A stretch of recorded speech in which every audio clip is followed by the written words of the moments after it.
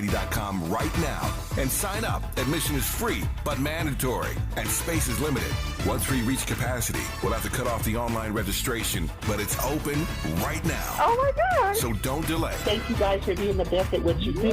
Log on to KBLA Talk1580.com right now and register to join us for an afternoon of good music, good people, and good vibes. Happy anniversary. Wednesday, June 19th, 4 p.m. to 8 p.m. We will provide the food and drink, but be sure to bring your low-back chairs, blankets, and your personal picnic baskets. Yeah, that's what I'm talking about. Let's celebrate 3 years of being the most trusted, credible, and reliable source of news and information. We love you, KBLA. We're KBLA Talk 1580, and we're black and stride again. Black and stride again. Happy anniversary. 1, 2, 3, go.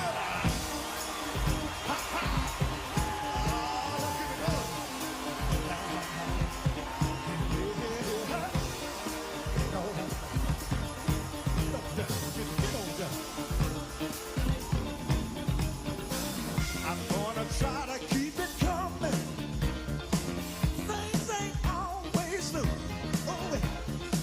but I'll be alright as long as I can find the groove. Yes, I will. Yeah.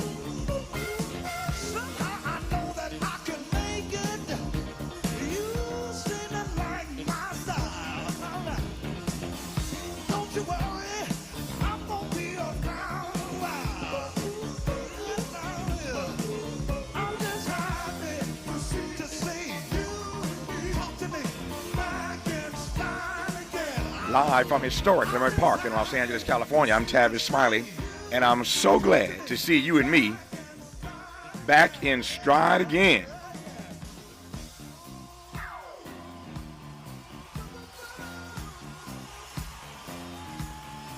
Before we get started with today's show, let me invite you to follow me on Facebook and Instagram at The Real Tavis Smiley and get updates on X, that's formerly Twitter, at Tavis Smiley. By the way, should you miss any part of today's program or want to catch up on previous shows, you can always visit thetavismiley.show.com. That's thetavismiley.show.com or wherever you get your podcast and listen to the Tavis Smiley podcast version of this live program at your leisure. Another great show on tap for you today. In our second hour, 2 conversations. Up first, urban planner J. Philip Thompson joins us in advance of tonight's primetime symposium on C-SPAN, featuring an all-star panel of black folk talking about the urgency of now, climate justice, climate equity, climate resilience. For so long now, folk have been asking me, Tavis, when are you going to bring back those symposia where you used to have all these black thought leaders and opinion makers and influencers on stage at one time talking about the issues of the day? Well, we are back, and we are back tonight in prime time on C-SPAN, again, with something the nation has never seen, a stage full of nothing but black folk talking about climate justice, climate equity, climate resilience. We are the victims of these maladies, and we ought not to be silent in this conversation. So I'm honored tonight to be back on C-SPAN, moderating these conversations, 7 Eastern, 6 Central, 4 Pacific. Do not miss this 3-hour conversation tonight, live on C-SPAN with us, talking about climate and the beloved community. So we'll be joined by urban planner J. Philip Thompson as part of our continuing series all year long, talking about climate justice on this program. That's at the top of hour 2. On the B side of hour 2. He was before Jackie Robinson, before Muhammad Ali, at the very forefront. Jesse Owens was one of history's greatest athletes. I bet you already knew that. It's time to meet the man behind the gold. He was a patriot who loved his country even when it didn't love him back. In 1930s America, he is a second-class citizen. In 1931, the Olympic Committee awards the Olympic Games to Germany. This is the story of a world at war and of black excellence. Jesse is a clear threat to Hitler's Aryan ideology. Owens was snubbed by Adolf Hitler. If you were black, you recognize that type of disrespect. He used to say he didn't go to shake hands with Hitler. He went there to run, and run he did. When it really comes down to it, it is the most simplistic thing. Who's faster? Triumph, Jesse Owens in the Berlin Olympics. Premieres Wednesday, June 19th at 8, only on the History Channel. On the B side of hour 2, a dialogue with filmmaker Andre Gaines about his new History Channel documentary, Triumph, Jesse Owens and the Berlin Olympics. The project is exec produced by some guy named LeBron James and Maverick Carter and narrated by the amazing actor Don Cheadle. We'll talk to Mr. Gaines about his new project about Jesse Owens on the B side of Hour 2. In our third hour today, historian and pastor Dr. Robert Turner joins us to discuss his new book, Creating a Culture of Repair, Taking Action on the Road to Reparations. We will also talk about the recent disappointing court decision about the Tulsa Race Massacre lawsuit and Dr. Turner's 40-40 walks from Baltimore to D.C. But in this first hour, two more conversations on the B side of this hour. We'll go hard in the paint with conservative columnist DeRoy Murdoch, but we commence today's show with the unapologetically progressive Maxine Waters. Yesterday, the legendary Congresswoman testified at a court hearing here in Los Angeles where a Texas man was sentenced to nearly 3 years in prison for threatening her with violence, indeed threatening to kill her by slitting her throat and cracking her skull. The Congresswoman was kind enough to call into this program yesterday after her testimony, which I was grateful for, but we only had a couple minutes to chat at the close of the broadcast. So I asked her if we could continue our conversation today at the top of the program. I am grateful that she obliged. Auntie Maxine, how are you today? Oh, thank you so much, Tavis, for having us on. I appreciate it so much. Thank you, Tavis. Thank you. No. I'm looking forward to continuing conversation so that the communities will know what's going on. I'm grateful to you for agreeing to call in yesterday right after the testimony, which was amazing for us.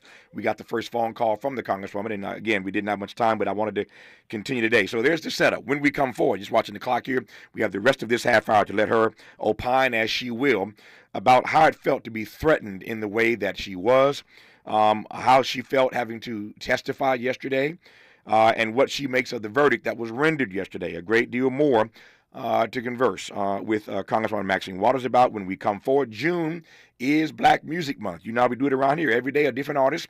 We choose and feature their music all 3 hours of our program. Today, our artist in residence is Bob Marley. We're going reggae today on Tavis Smiley.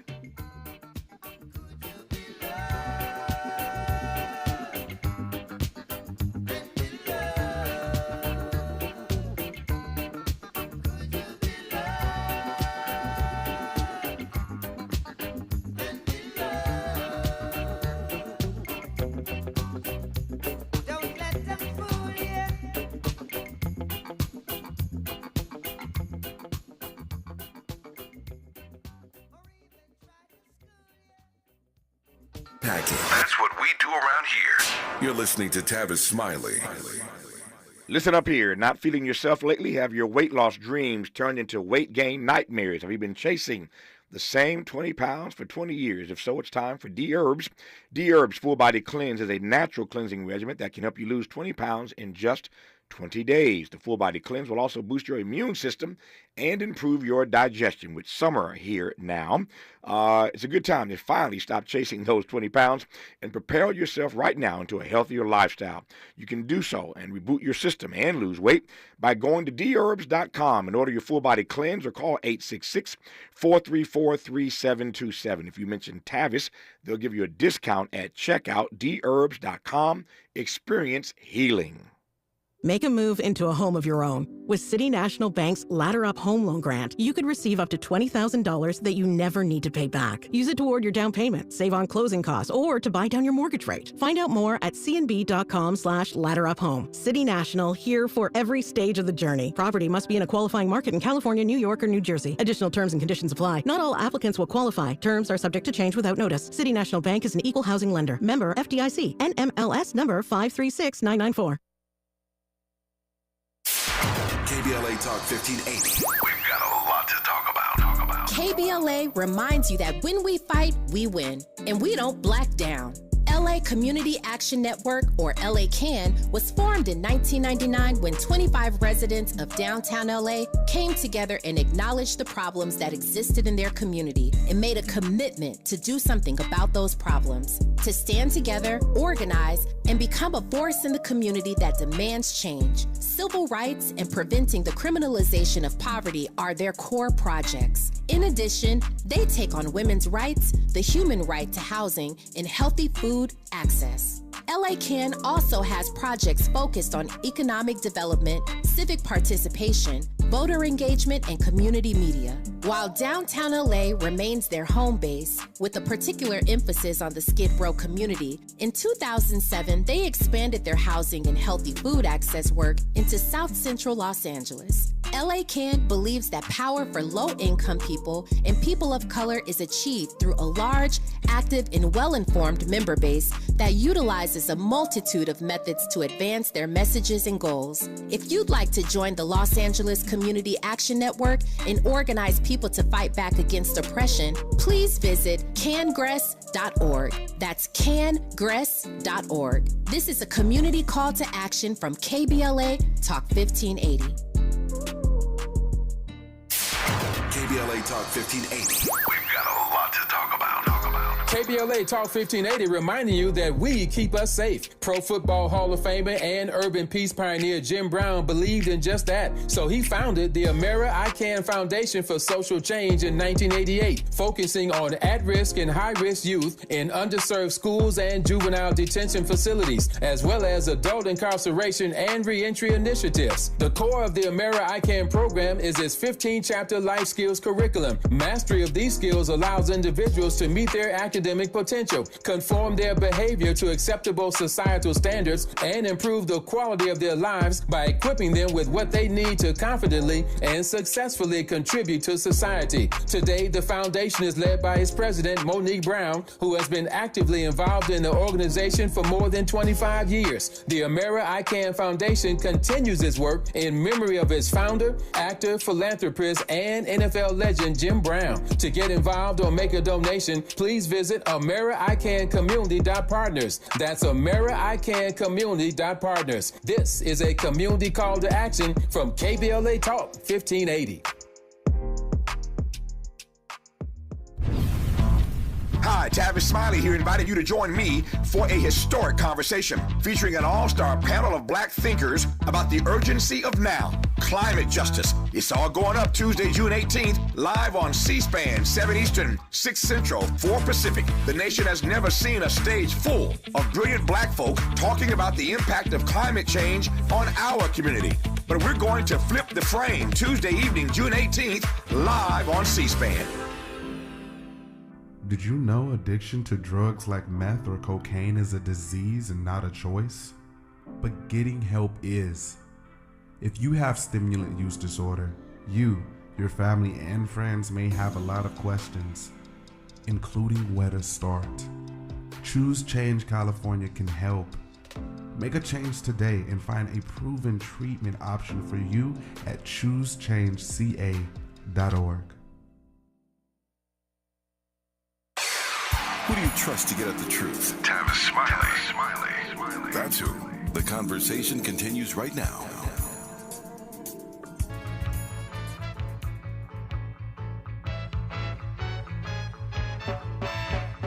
Buffalo soldier,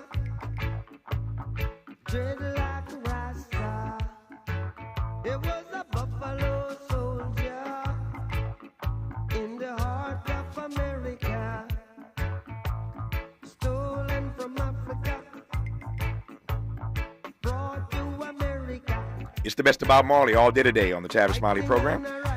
We continue celebrating June, Black Music Month, and it's amazing every day we do this. Consider the soundtracks of our lives without black music on them. And I can't imagine mine without some Bob Marley on it. How about you? It's the best of Bob Marley today, all 3 hours of this conversation, or these conversations, as we weave in and out of these amazing dialogues with these great guests. And we commence today's show with our friend and sister, Congresswoman Auntie Maxine Waters. Congresswoman, take me into that room yesterday and tell me what it was like testifying in this case against this man who had threatened to kill you, threatened to slit your throat, to crack your skull. Take me inside that room yesterday where you testified.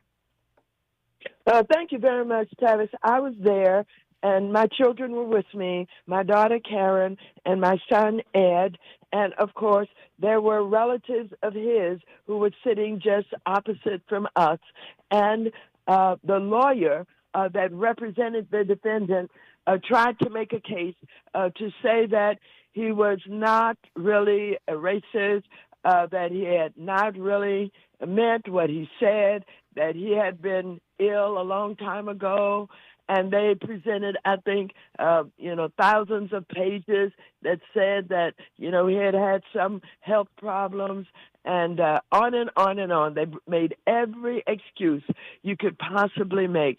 But, of course, the assistant U.S. attorney who handled the case for me simply laid out and told exactly what he said. They have recordings of what he said when he called my office many times, at least 4 times, threatening to kill me. And also they found he had called another congresswoman's office, Latina, threatening to kill her. Anyhow, she laid out the case, and she told how he called, how he referred to me as nigger over and over again, how he called me all kind of names, cursing and being very racist and threatening to kill me by shooting me or bashing my head in or slitting my throat. And he did it even after the first time that he was contacted, after he had threatened me. He called back right after he was contacted by the U.S. Attorney's Office. And so he was very bold. He was very brazen. Oh, he wasn't the same in the courtroom after the U.S. Attorney got through presenting the case. I was told that I could be there. This was a sentencing part of the case. He had already been convicted. And I had an opportunity to speak. And I spoke about how he had threatened my life, how he disrupts my office, and how upset my family and my staff are at these continuing threats that he put forward. And so I simply said that, people who act like that, who commit those kind of crimes, because it is a crime to threaten the life of an elected official, should be held accountable. No one is above the law. And I did not back up in describing what had happened to me, how I felt, how I have to look over my shoulder, how I have to be careful when I'm approached and people are calling me from behind. I do not turn around. I keep going because I don't know if there's someone trying to identify if I'm really Maxine Waters and kill me. And so he was sentenced to 33 months, to almost 3 years, and a $10,000 fine. His lawyer asked if he could go back to Texas, where he's from, Houston, Texas. They put him into custody. No, the judge put him in and locked him up right away. And so it's a harrowing experience. We do get threats quite often, and it's not the first time that someone has been jailed or imprisoned because of the threats on my life. There are other members of Congress whose lives are threatened, and it's getting worse. It is getting worse, and I think it's because of Trump. Trump, who was the president of this United States, has been talking about if he is not elected, it's going to be fraud, and it's going to be bloodshed in the street. It's going to be violence. And I think he's talking like this, talking about revenge, that he is absolutely inspiring and motivating those people who are either, partners with QAnon or the Oscopers or the Proud Boys or the KKK, or just these racists sitting in their homes, listening to television, watching Trump, loving what Trump is saying, and many of them are going to go out on their own. And I do believe that if, in fact, there is violence in the street, if he's not elected, that black people are going to be among the targets. I really believe that. And so I'm following up now because this is so sinister. It has gotten worse.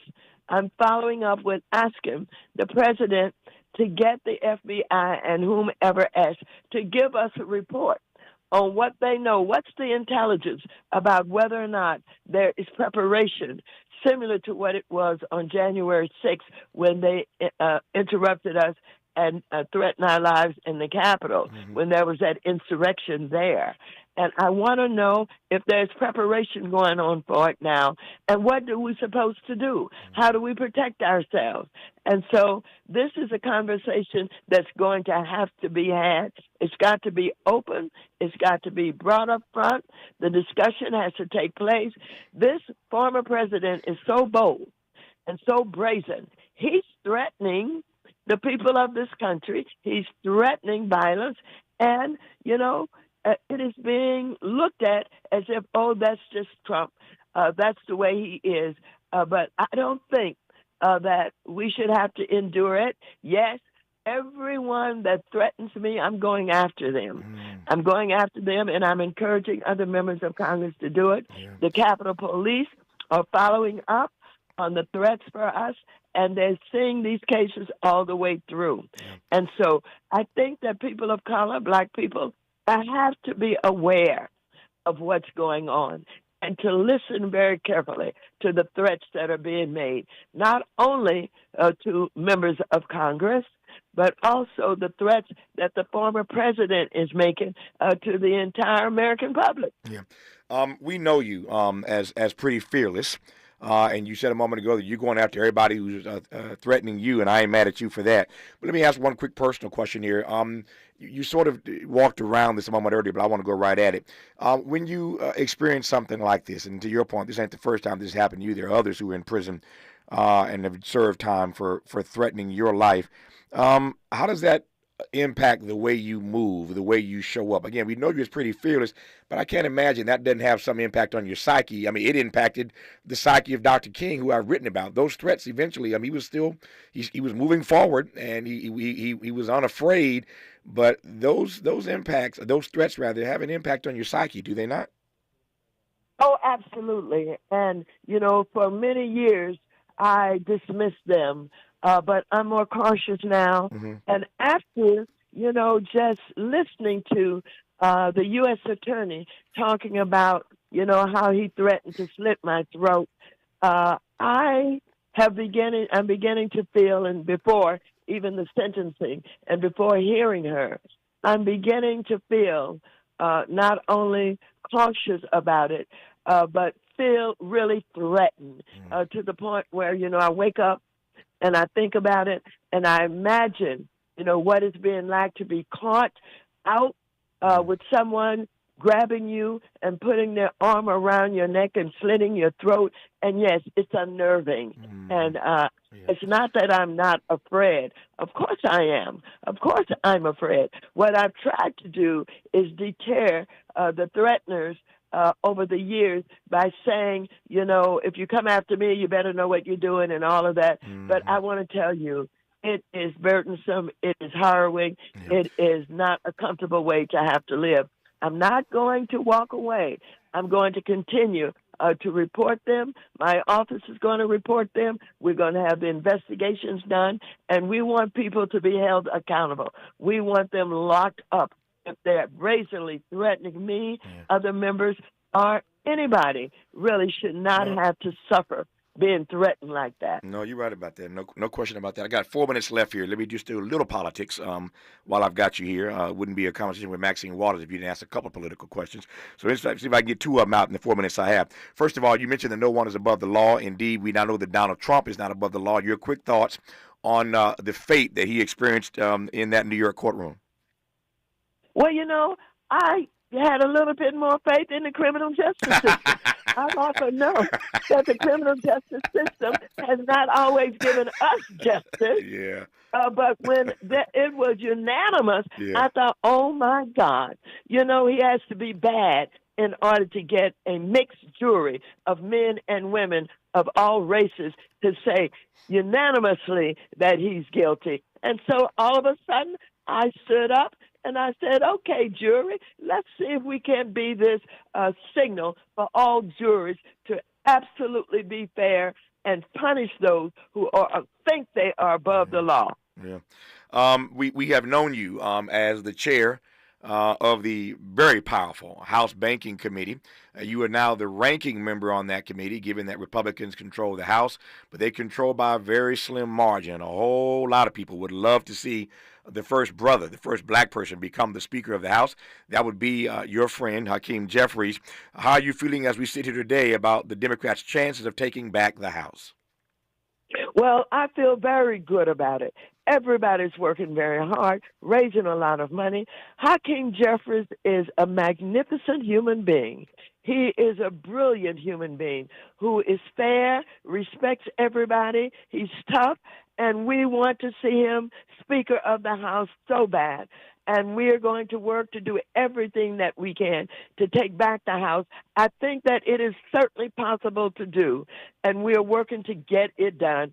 And if it is done, Hakeem Jeffries will be the first black Speaker of the House of Representatives in the history of this country. Got 60 seconds left. I'll yield to you. I mentioned yesterday in our very brief conversation that I saw you at the Juneteenth party at the White House. Didn't quite get a chance to get over to give you a hug. You were surrounded by so many people. I said, I'll catch you later. So I didn't bother you that night, but I saw you there on the South Lawn. How are you feeling about the chances of your nominee, Joe Biden, in this election? Well, here's what I believe. I believe, first of all, we've got to articulate even better all of the accomplishments and what he's done and how he is not only, basically funded the black colleges and universities, did something about, strengthening the infrastructure of this country, creating jobs, on and on and on, medicine, health, etc. But we've also got to talk about Trump along with it. People know that he's bad. People know that he's been convicted, 34 convictions, I believe it was. And so we've got to talk about him as a felon. We've got to talk about, how he's threatening this country, how he's aligned with Putin in Russia, and how he wants to be a dictator, and how he's talking about revenge. We cannot let that kind of conversation be missing. We've got to do both. And I think we can win the presidency of the United States. Her name, of course, is Congresswoman Maxine Waters, fearless leader. And yet, because she is human, not human and divine, we're all just human, it has to be unnerving, as she said, to have your life threatened, to have someone call your office repeatedly and tell you they're going to kill you and slit your throat and crack your skull. And I'm just honored and humbled that she would take the time to talk about this once again. She could have just decided not to talk about it beyond having to testify about it, but I am humbled again to have had her on this program. Congresswoman, we love you. Good to have you on. We'll do it again. And thank you so much for being someone who is connected to the community. I look forward to seeing you really soon, Tavis. All right. All right. You be well. Be well. There she is, Maxine Waters. More when we come forward on Tavis Smiley. For all the freedom-loving folk, this is Tavis Smiley. I feel like freedom. Paid for by government.com. Did you know? The United States Mint has issued a new Morgan silver dollar coin in proof condition for the first time. Not only that, they are also minted in 99.9% pure silver for the first time ever in history. Coin experts are calling this an amazing opportunity for anyone that knows the enduring popularity of Morgans. But you must hurry. Only 400,000 of these legal tender silver dollars were issued. These first ever Morgan silver dollars are brand new with stunning mirror-like finish, minted by the iconic San Francisco Mint. Call now and you're guaranteed a new first ever 99.9% pure silver proof Morgan dollar. To learn more, call 1-800-973-9717. If you order now, you will receive a free coin collector bonus pack, a $25 value, free with every order. Call 1-800-973-9717 now to secure your new Morgan silver dollars before they are gone. That's 1-800-973-9717. Welcome to a Tuesday. I'm Mike Moore. Now here's the latest from the Black Information Network. In Illinois, Chicago Mayor Brandon Johnson is launching a task force to examine implementing a reparations program for Black Chicagoans. Johnson signed an executive order establishing the Reparations Task Force. The task force will conduct a comprehensive study and examination of all policies that have harmed Black Chicagoans from the slavery era to present day. We're now learning McDonald's is stopping the pilot for AI-powered drive-thru ordering. Tech will be removed from roughly 100 stores at the end of next month, as a 2-year partnership with IBM is set to end. The burger giant is one of many to roll out drive-up ordering through AI, with White Castle and Wendy's also taking part. And that's the latest. I'm Mike Moore from your 24/7 news source, the Black Information Network and BINnews.com. Is this the tackle? This is the KBLA Sports Minute with Ray Richardson. As difficult as it is for Lakers Nation to hear this, there is no way to get around it. The Boston Celtics are the new NBA champions, and they stand alone as the franchise with the most NBA titles all time. Before this year's NBA Finals, the Celtics and Lakers each had 17 championships. The Celtics now have an NBA record 18 titles after beating the Dallas Mavericks in 5 games. It was the Celtics' first championship since beating the Lakers in 2008. Former Cal Berkeley star Jaylen Brown was voted Finals MVP. The 7-year Celtics veteran averaged 20.8 points, 5.4 rebounds, and 5 assists in the finals. Brown had 21 points last night. Celtics forward Jason Tatum had a game-high 31 points and 11 assists. Brown and Tatum are perhaps the best tandem in the NBA, and last night they played like champions. No debates, no speculation, just the info you need. That's your KBLA Sports Minute. I'm Ray Richardson. More news, opinions, and conversation when we come forward on KBLA Talk 1580. We've got a lot to talk about. Are you interested in catching up on all the latest entertainment news, trending topics, and exciting interviews? I got you. Tune in to The Raw Report with Robin Ayers, Monday through Friday, 6 to 7 p.m. I'm your host, Robin Ayers. Join me every weekday with some of the best entertainment contributors in the business as we break down what's going on, who's got next, and what not to miss. Only on The Raw Report with Robin Ayers. Unapologetically progressive. KBLA Talk 1580. We've got your black.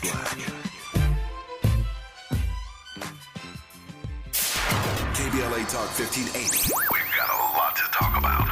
KBLA Talk 1580, connecting you with services and solutions. Stay Housed LA has the resources you need to know your rights and the legal support to back them up. The COVID-19 pandemic has cost people their jobs and livelihoods. This has left an estimated 1/3 of households not being able to make rent and facing losing their homes. This is a fear no one in our community should have to face. You have rights, though, and Stay Housed LA is here to help. Stay Housed LA is a partnership between the County of Los Angeles, the City of Los Angeles, and local community and legal service providers. Together, they provide tenants with the information and support needed to exercise their rights so they can remain safely in their homes. Find out more about your rights by participating in a virtual tenant workshop. Get the legal assistance you need. Find additional resources in Los Angeles County and the City of Los Angeles. Stay connected to Stay Housed LA County for updates. This and more at stayhousedla.org.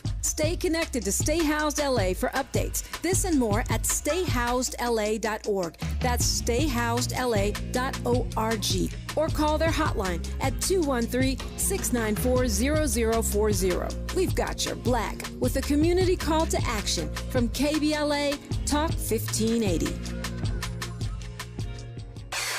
If we're the ones disproportionately impacted by these climate catastrophes, why should we be silent? Turning up the volume all year long on the climate conversation for KBLA Talk 1580. Need to hire? You need Indeed. Their end-to-end solution helps you attract, interview, and hire candidates all year round. Schedule and conduct virtual interviews right from your Indeed dashboard. Learn more by visiting Indeed.com/credit. Smart talk for curious people just like you. You're listening to Tavis Smiley.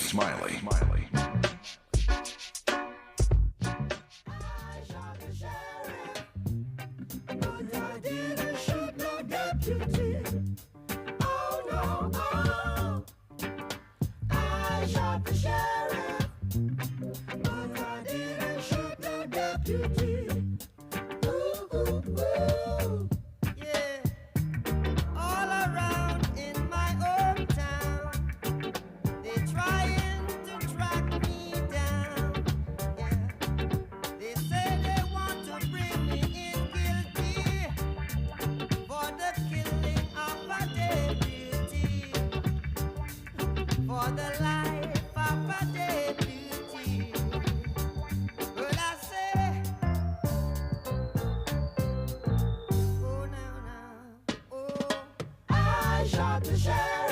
It's the best of Bob Marley all day today on our program. June is Black Music Month, and so we choose a different artist of the day. We call it our artist in residence, and we play the best of their stuff all 3 hours of the program, weaving in and out of these amazing conversations. We thank Congresswoman Maxine Waters for that first half hour, talking about her pretty, I'm told, powerful testimony yesterday facing this young man who had threatened repeatedly to kill her, to slit her throat, to crack her skull. Sentence he was yesterday to almost 3 years in prison. This political violence is out of control, and she suggests, in part, she believes this political violence is escalating because of one Donald Trump. Speaking of Donald Trump, we move from an unapologetically progressive elected official like Maxine Waters to a conservative columnist, DeRoy Murdoch. Only on Tavis Smiley can you do those extremes in the same hour. He's our friend, brother, and regular contributor. Even if we don't agree on everything, I'm always honored to be in dialogue with him. He challenges me to re-examine my assumptions and to perhaps expand my inventory of ideas. His name is DeRoy Murdoch. DeRoy, how are you today, my friend? Tavis, I'm great, and I want to thank you for a career first, which is to have Maxine Waters open for me and be my warm-up act. So, yeah, thank you for that. I had thought about that. She was your warm-up act. So here you come. We can't all say that Maxine Waters opened for me one day. That's a big deal. Yeah, how about that? And that's why he's an award-winning columnist. He knows how to find a turn a phrase and pick his spots. So let me start with Trump. I mentioned a moment ago. Maxine just said, Congresswoman Waters said a moment ago, as you heard me repeat, that she believes this political violence in this country is out of control and going to get worse, particularly if Donald Trump doesn't win, because he's already said there'll be blood in the streets. You've heard all the rhetoric. What do you make of that? And is the Congresswoman right that Donald Trump is once again, even beyond January 6th, potentially inciting violence in this country? You know, I've heard that argument. I think it's fascinating because, about 3 weeks ago or so, he was convicted in New York of the 34 felony counts. We all know about that. Mm-hmm. And I don't remember the MAGA nation going out and, breaking windows, setting fires. There were barely even any demonstrations. A couple of people waved some flags around, but I mean, there was no violence that I saw, and barely anything other than people calling in TV stations and being upset. But I didn't see any violence when that happened. I have seen lots of violence. I know certainly in your town at UCLA, you saw the Gaza, pro-Hamas demonstrations. That got violent. I just saw right across the street from the White House, people attacking statues. There was a park policeman standing at the base of a statue with people throwing stuff at him. So I've seen a lot of violence on the left in the last few months. I've seen no violence on the right I can think of, and nobody wants to see political violence, but I hear people saying Trump is organizing and perpetrating all this violence. I just don't see it, but I do see a lot of violence on the left, unfortunately. I don't speak for UCLA, but if they were here, they would say those persons who were protesting our policy of supporting Israel in this fight against Hamas, they would say that they were camped out and that infiltrators came in and started that violence. It wasn't the protesters who started that, but they were infiltrated, and that's where that violence began. That's what they would say if they were here.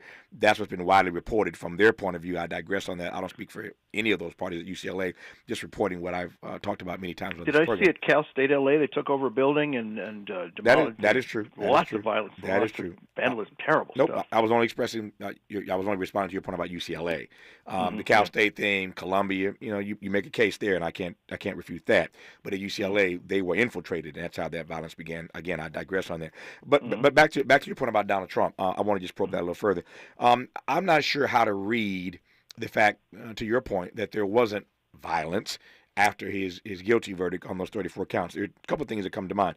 One is that there wasn't violence because that particular loss was a setback for him, but it wasn't a loss for his supporters in terms of having access to the reins of power. There's an entire agenda. We talked about it yesterday, Project 2025. The Republicans have laid out what they intend to do if they have Donald Trump as an ally in the White House through this project called 2025. So it was a setback for him, but not necessarily a loss of access to power for them to run the agenda they intend to run if, in fact, he's elected. So maybe that's why there was no violence. It didn't really impact them per se. The other way to read this, and I'm sure there are more than a couple, but to my mind, at least two, The other way to read it is that people are not as invested, never mind the polls, surveys, and studies, they're not as invested in Donald Trump as they were around January the 6th. They now see all these persons who've gone to prison for their engagement in January 6th, and they ain't stuck on stupid. They may want him to win, but they ain't going that far because now it means that they could land in prison. Your thoughts on either of those POVs? Well, the second one is compelling. I mean, you've seen people on the right go to jail. Obviously, January 6th is one example. People, I think everybody who kicked down doors, broke windows, engaged in violence, those people ought to be locked up. But there were other people on January 6th who saw the doors open and thought, oh, I guess it's open house. I'll go in and take some pictures. There's a guy who was in there for literally 3 minutes. He took some photos, walked out. He's going to spend, he was arrested by the FBI in Arkansas, I think. He's probably going to go to jail.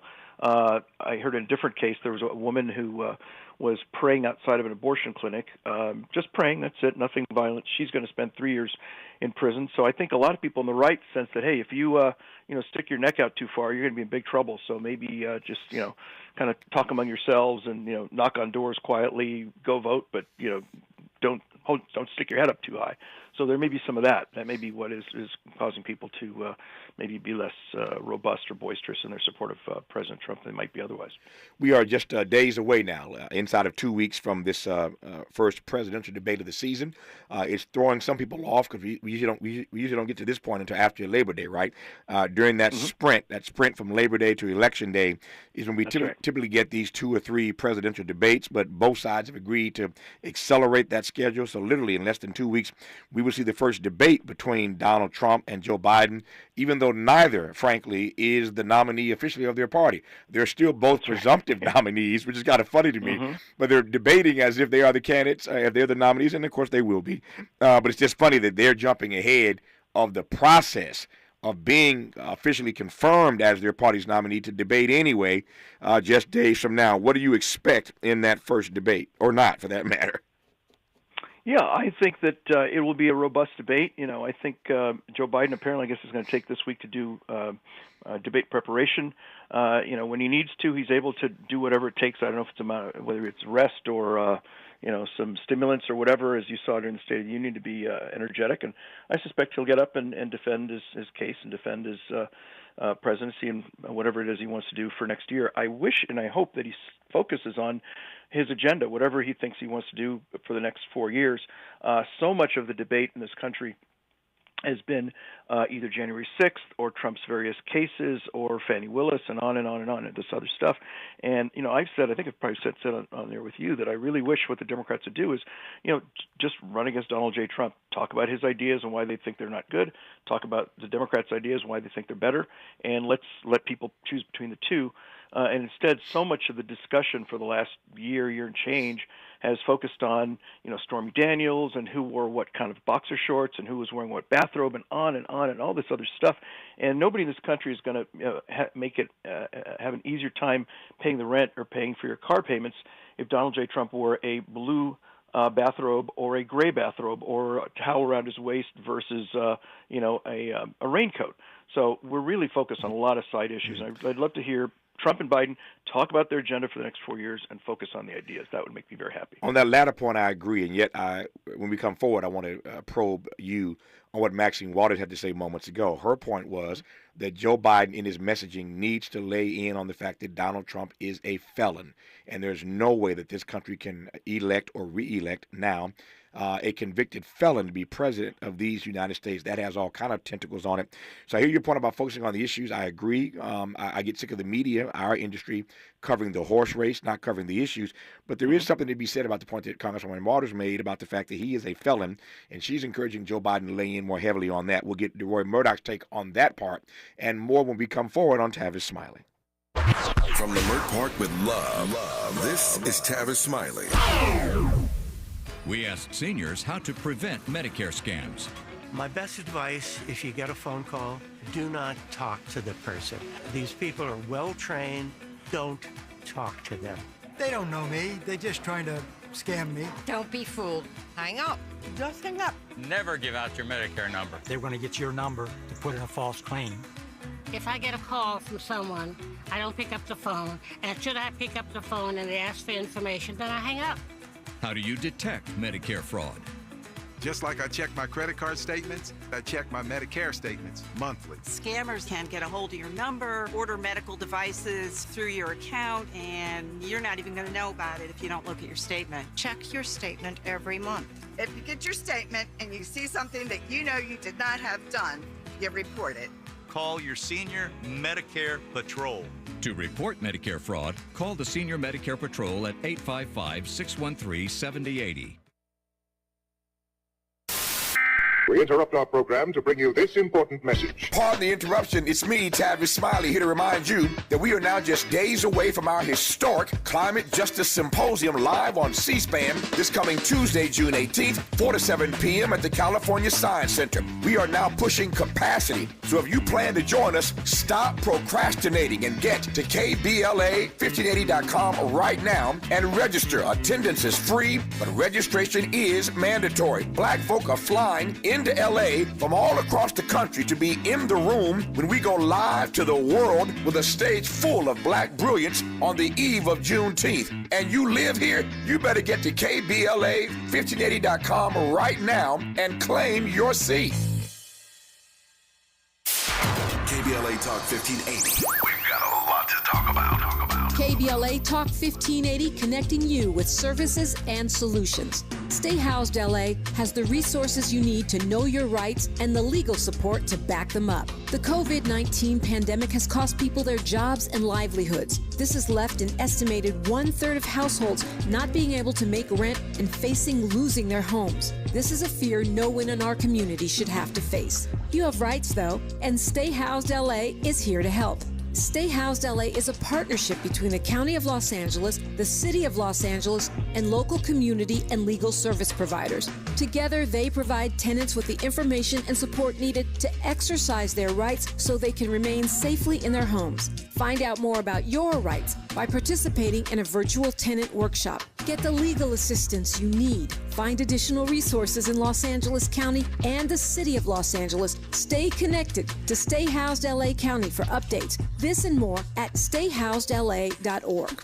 Stay connected to Stay Housed LA for updates. This and more at stayhousedla.org. That's stayhousedla.org. Or call their hotline at 213-694-0040. We've got your black with a community call to action from KBLA Talk 1580.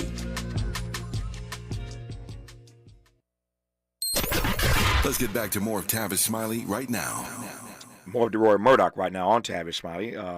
DeRoy, I said a moment ago that when talking to Congresswoman Maxine Waters earlier in this hour, she suggested the president needs to lay more heavily in his messaging on the fact that Donald Trump is a felon, a convicted felon, and we should not run away, Democrats rather, should not run away from that messaging. Biden is now spending, we are told, about $50 million on an ad campaign about Trump's conviction, and there's new polling that suggests that there has, in fact, been real fallout from this conviction. And so it seems to me the data would suggest that it would not be unwise of the Biden campaign to lean in on this, but that runs counter to what your suggestion is about staying focused on the issue. Some would argue that that is an issue. How would you respond? The whole Democrat lawfare campaign against Trump, which I guess started with the Alvin Bragg case and the Fani Willis case and the documents case and on, he's just gone up and away. His numbers have just been going, from behind Biden to even with Biden, now ahead of Biden. I believe he's now tied or maybe slightly ahead of Biden in Virginia and Minnesota, for God's sake. I think he's 12 or 13 points ahead in Iowa. It's unbelievable. So this has had very little impact on his poll numbers, number one. And number two, if he were convicted in this documents case, I think that would be very serious. People would be very concerned about that. But a lot of people have looked at the Alvin Bragg case, and essentially what it comes down to this is that Trump was found guilty of putting on his business records the expenses for Michael Cohen, payments to Stormy Daniels, payments to his lawyer, the term, quote, legal expenses, quote, unquote. That's the whole crux of the case, that the documents are falsified because his accounting department used a pull-down menu to classify or put in their records the payments for the invoices, the term legal expenses. Now, when you pay your lawyers, I'm not sure what term you should use other than legal expenses. I mean, should they put, hush money or put, payments for sex porn star? I mean, that's just crazy. And the money to Cohen was both for Stormy Daniels, three things: Stormy Daniels, his retainer, and also other legal services he was doing for Trump, which predated the presidency. So he was basically paying off his lawyer. That's the whole case. And what Alvin Bragg did is every time an invoice came in, a check got paid, and a ledger entry got inserted, each of those counted as 3 charges, and he multiplied that across the calendar for 2017 and came up with 34 charges. I think January and February combined, which is why it does not add up to 36. And that's what it did, what the indictment was. It was kind of a copy and paste situation. And so a lot of people looked at this and said, well, I guess we've got a guy running for president who wrote down his business records that he paid legal expenses to his lawyer and jotted them down in the records as legal expenses. So a lot of people know that, and they think, well, it's not like he raped anybody or didn't pay his taxes or engaged in some kind of putting on brass knuckles and beating somebody in the face or some awful thing like this. And a lot of people look at this and think, well, big deal. They wanted to get him. They got him. They can now use the convicted felon talking point in their ads and bumper stickers and stuff.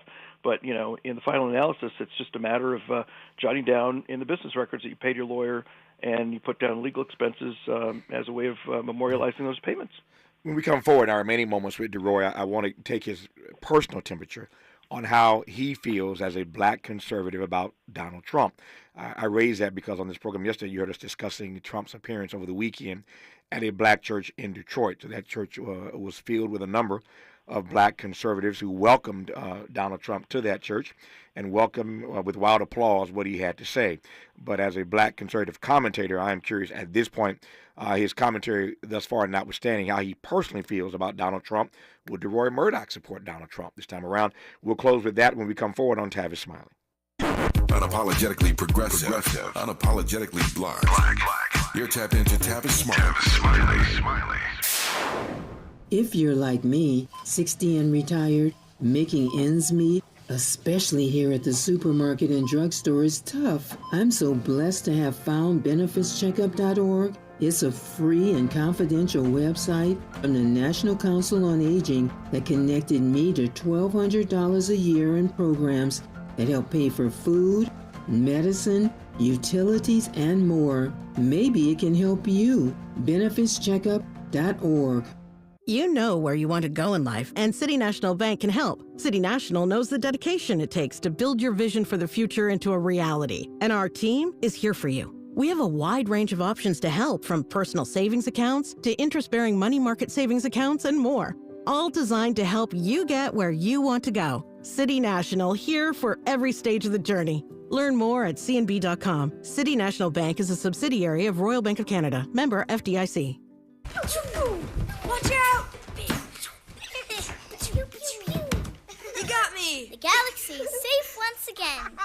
In the pretend universe, kids play with pretend guns. In the real world, it's up to us to make sure they don't get their hands on a real gun. If you have a gun in the house, keep it locked, unloaded, and stored separately from ammunition. Safe gun storage saves lives. Learn how to make your home safer at endfamilyfire.org. That's endfamilyfire.org. Brought to you by End Family Fire, Brady, and the Ad Council. Hey, John, why so glum? I just got let go. The company's downsizing. This is the 3rd time in the last 2 years. I'm done with this. Have you thought about My Computer Career? I've heard they can train you for a career in IT in just a few months, including cybersecurity and the basics of AI. And you don't need prior training or experience. Now that's a recession-resistant career. Wow, thanks. I'll check them out. Go to mycomputercareer.edu and take the free career evaluation. mycomputercareer.edu. Financial aid is available for qualified students, including the GI Bill. He's rooting for everybody black. More of Tavis Smiley coming your way right now. More of DeRoy Murdoch coming your way right about now. We got 4 minutes left here in this hour to cover a couple more things.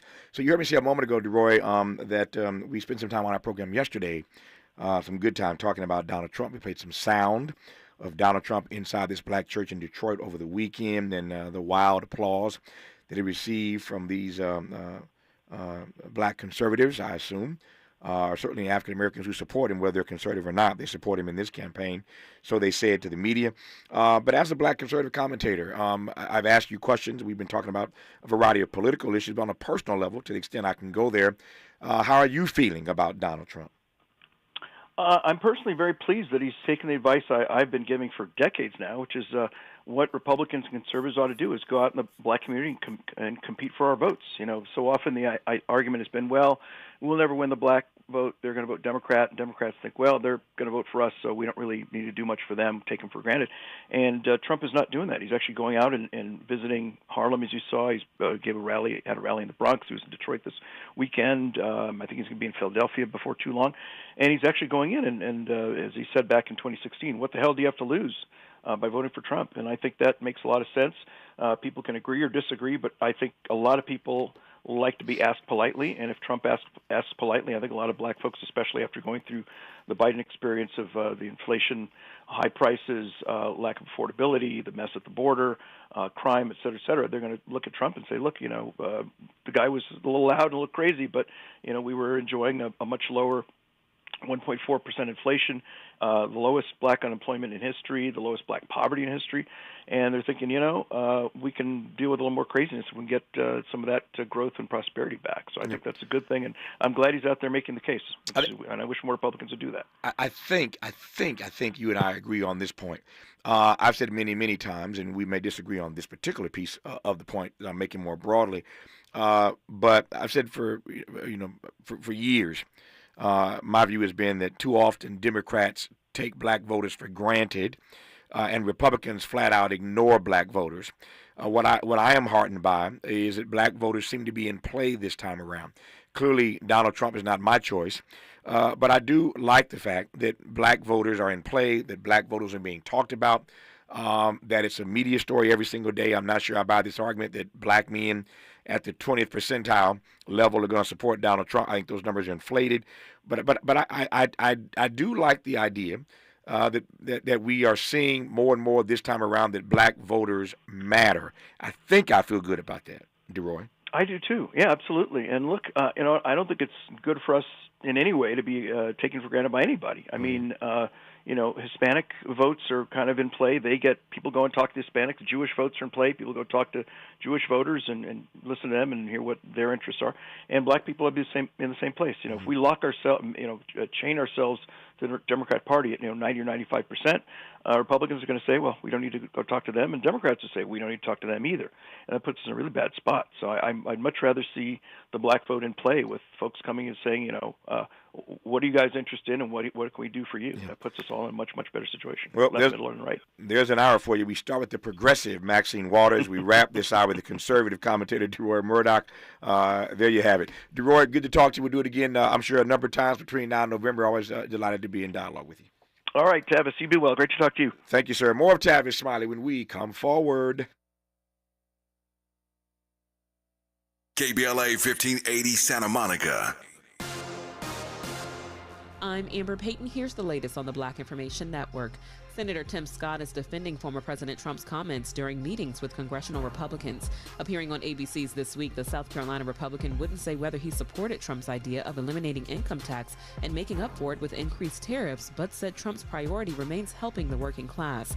Scott, who is black, said although he supports free trade, tariffs will be effective at leveling the playing field between the U.S. and China. He accused China of engaging in unfair business practices and, quote, lying, cheating, and stealing our intellectual property, end quote. Hunter Biden is withdrawing an appeal of his gun conviction shortly after it was filed. The president's son uploaded the